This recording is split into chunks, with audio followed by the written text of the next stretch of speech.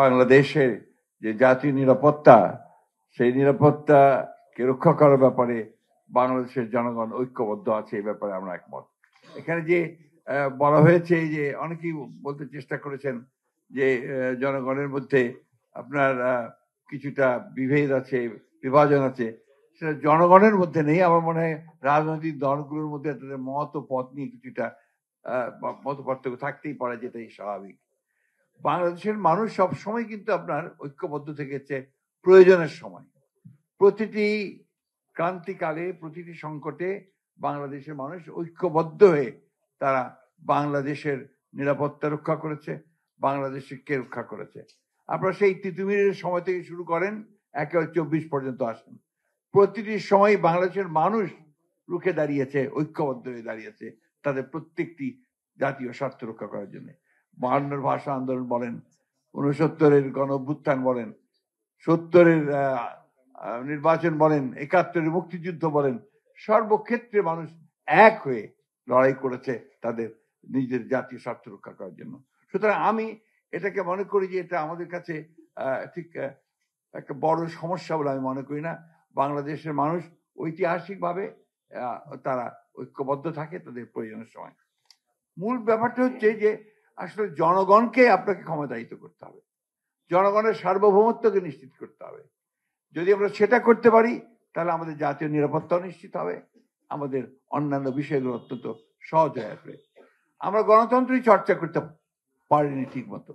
আমরা গণতন্ত্রকে চর্চা করতে গিয়ে প্রতি পদে পদে বাধা পেয়েছি।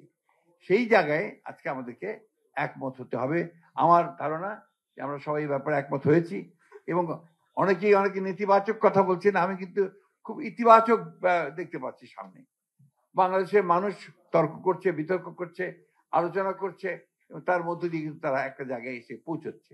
এবং আমি বিশ্বাস করি যে আমরা এই আলোচনার মধ্য দিয়ে, তর্ক বিতর্কের মধ্য দিয়েই আমাদের সেই জায়গাটা আমরা পৌঁছবো, যেখান থেকে আমরা সত্যিকার অর্থে আমাদের গণতান্ত্রিক প্রতিষ্ঠানগুলোকে নির্মাণ করবার জন্য একটা সঠিক পথ খুঁজে বের করতে পারবো। এখানে খুব ইম্পর্টেন্ট কথা যেটা আমরা মনে করি, যেটা খুশি বলেছেন, আসলে ডেমোক্রেটিক ইনস্টিটিউশনস গুলোকে আমাকে শক্তিশালী করতে হবে, এবং এটাকে শক্তিশালী করতে যদি পারি তাহলে আমি জাতীয় নিরাপত্তাকেও আমি নিশ্চিত করতে পারবো, এবং আমার অন্যান্য বিষয়গুলোকে আমি সামনের দিকে এগিয়ে নিয়ে যেতে পারবো। আমি সেই কারণেই বক্তব্য দীর্ঘ না করে শুধু এটুকুই বলতে চাই যে আসুন আজকে কোনো নেতিবাচক চিন্তা না করে আমরা সবাই একমত হয়ে এই যে সামনে যে সময়টুকু, যে খুব দ্রুত আমরা গণতান্ত্রিক ব্যবস্থার মধ্যে জিততে চাই, সেখানে আমরা যেন দ্রুত যেতে পারি, তার জন্য আমরা সবাই যেন কাজ করি। প্রশ্নটা হচ্ছে গণতন্ত্রে ফিরে যাওয়া, প্রশ্নটা হচ্ছে গণতন্ত্রে উত্তরণ ঘটানো, প্রশ্ন হচ্ছে যে গণতান্ত্রিক রাষ্ট্র ব্যবস্থা চালু করা। আপনারা রাষ্ট্র ব্যবস্থা মেরামতের কথা আমরা বলেছি, কিন্তু তো অনেক আগেই বলেছি। আমরা আপনার সেই 2016 সালে আমরা রাষ্ট্র সংস্কারের কথা বলেছি। আমরা 2023 সালে 31 দফার কথা বলেছি, যেখানে আপনার পুরো রাষ্ট্র সংস্কারের কথা বলেছি। তো কোথায় প্রবলেম গুলো হচ্ছে আমি বুঝতে পারি না।